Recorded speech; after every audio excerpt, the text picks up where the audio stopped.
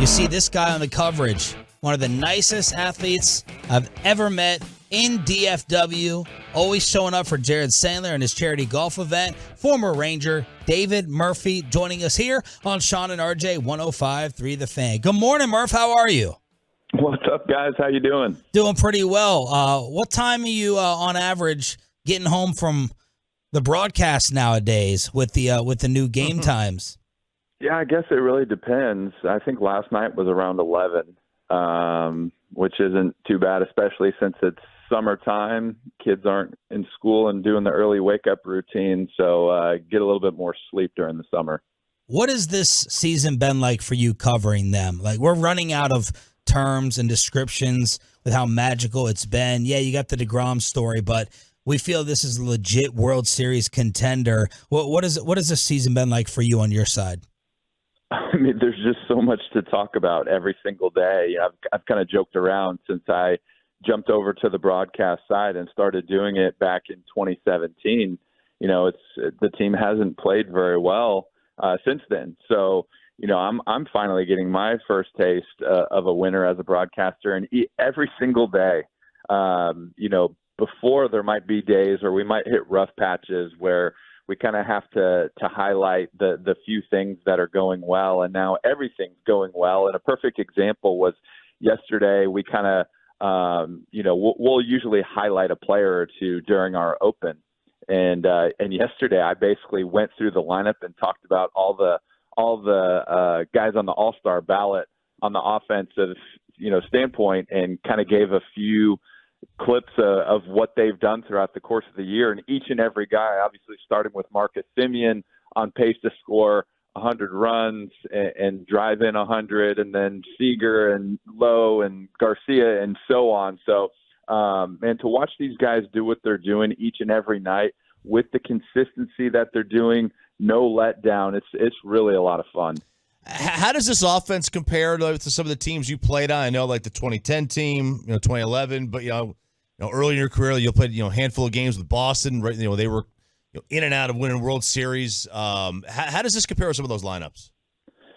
It's so hard to compare. Even 15 years ago, I guess the comparison that I would say is the depth. You know, when you've got a guy like Ezekiel Duran hitting seventh or eighth, he's hitting over 300 with power. I think he's got 7 homers. And then even though Leote isn't necessarily hitting for power yet, he's still hitting right around 300 out of the 9-hole.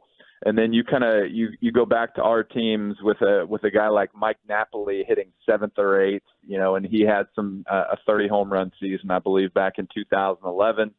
And then Mitch Moreland a lot of times would hit 9th for us. He has power hitting first baseman. So I think that's the perfect example of, whether we roll into town or another team, comes to play us, the pitching staff knows that there's not going to be a weak link in the lineup, and they're going to have their A game, to even have a halfway decent game against these Rangers. And if they don't, they're probably going to get beat up pretty badly.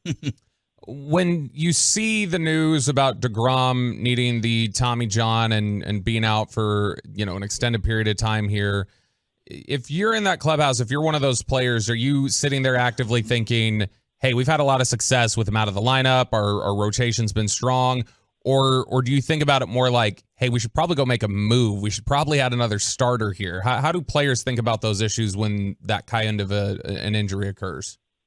A little bit of both. I mean, on one hand, you're a player, you keep your head down, you keep playing, and you take care of your business each and every day, because you can only control so much, from basically you can't control anything on the front office standpoint. But if you keep playing well and you put yourself in contention, when the trade deadline comes around, that's what you can control, and just make them want to make moves even more. So, I think that the team has had success. That Dane Dunning has stepped in and done great. Maybe if you want to think about it on the flip side, you also know that power pitching wins in the postseason. So you'd love to have a guy at the front of your rotation throwing 100 miles an hour with the wipeout slider that he has. And I give credit to Rangers ownership, to the front office. I mean, they knew that it was going to be a risk going in. We know that this guy is injury prone. And if anything, despite the injury, it gave the team a shot in the arm, just knowing that that this team wants to win now, that the front office, that ownership has confidence in what these guys are able to do. They showed it last offseason. They showed it this season. And even though the big gun is going to be out for, 12 months plus, that they knew that this could be a championship quality team, and we're seeing the results. Dave, what level of move do you think that they need to make? Are they good as is? I'm talking to win it all. We were focusing just on bullpen help before, and now we're trying to come up with starters who may be available, middle-tier starters, big dog aces. What type of level move do you think this calls for with the deGrom injury? Well, first of all, we need to go back through and we need to see come, mid-July who's available. Like, there's no reason to go make a trade just to make a trade. Yeah. You can look back through the years, the years that I was in Texas toward the end. We made a trade for Roy Oswalt. We made a trade for Ryan Dempster, for Matt Garza to bolster the pitching staff. And not that those weren't good moves, but were they really, necessary? Did they make us that much better? Those were some ones that didn't. Obviously, the Cliff Lee trade did.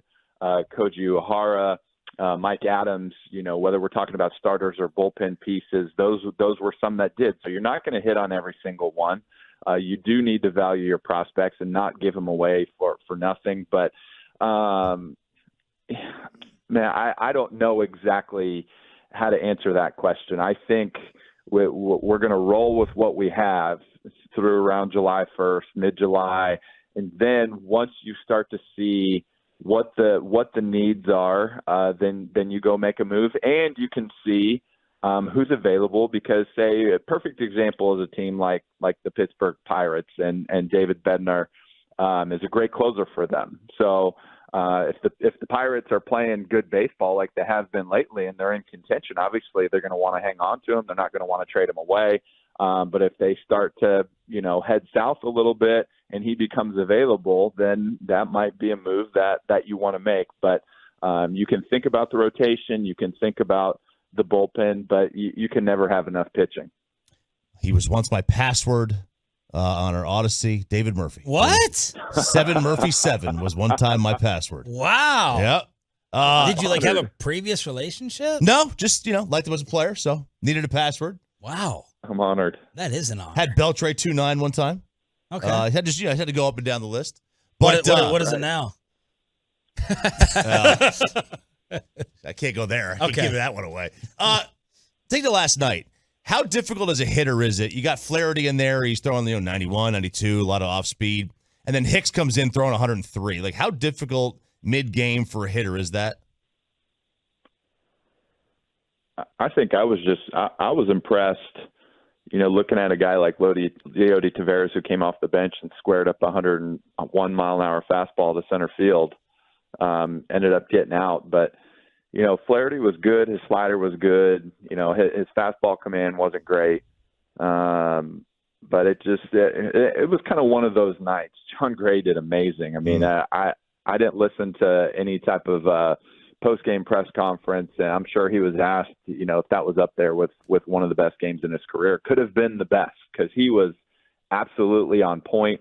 The fastball command was the best I've ever seen it from him, and then the slider was devastating.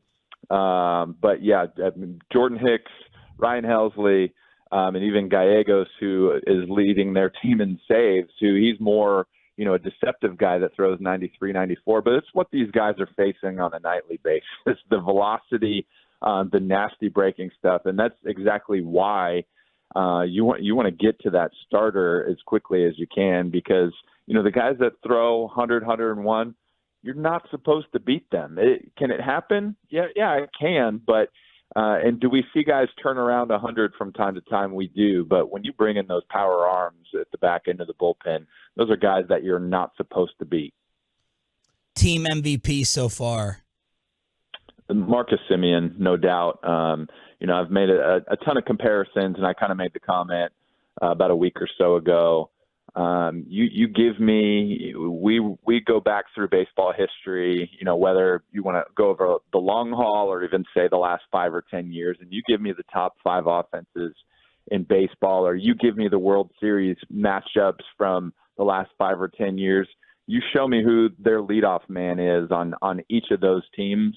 And that led to a good offense. I mean, I remember specifically, when we were going well as an offense back in the day, Kinsler was always going well. And there were times where he was slumping a little bit, and it would affect the rest of the team. The phrase or the term, the team goes as the leadoff man goes. I mean, that's no lie right there. And Semien's getting it done all over the place. He's hitting with runners in scoring position. He's hitting with 2 strikes.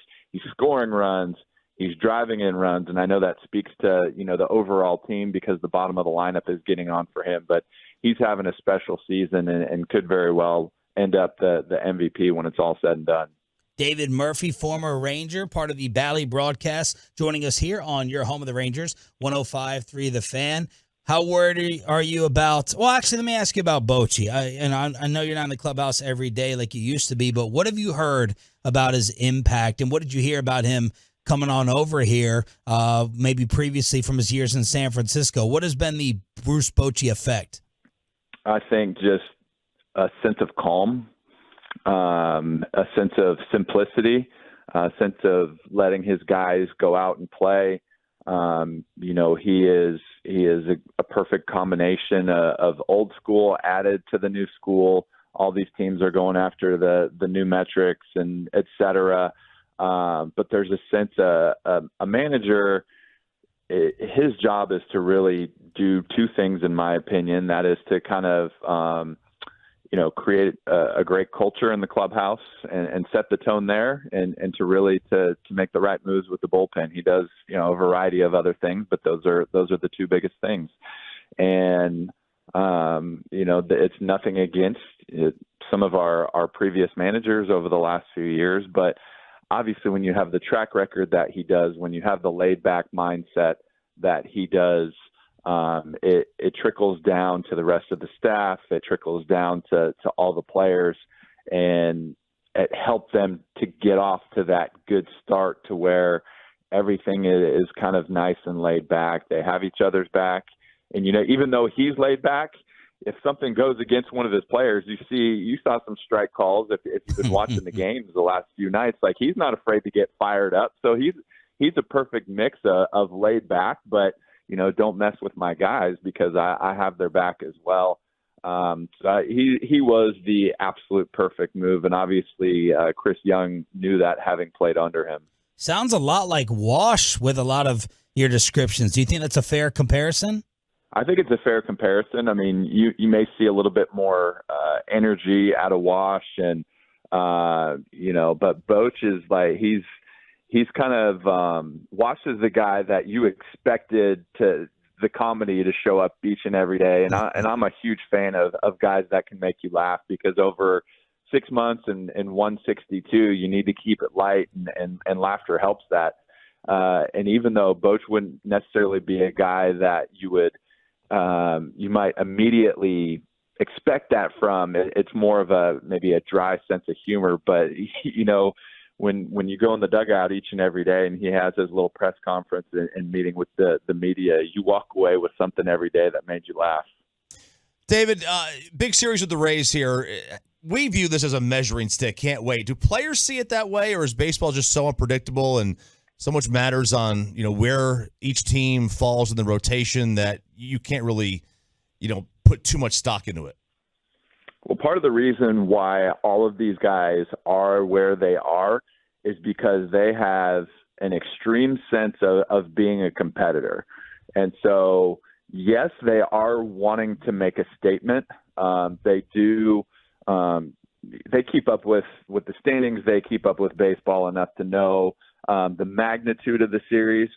But if the results don't end up the way that they want to, they're not going to question themselves on whether or not they're a World Series contender, because it is early June, and nobody ever wins anything 60 games into the season. So yes, they are going to be pumped up.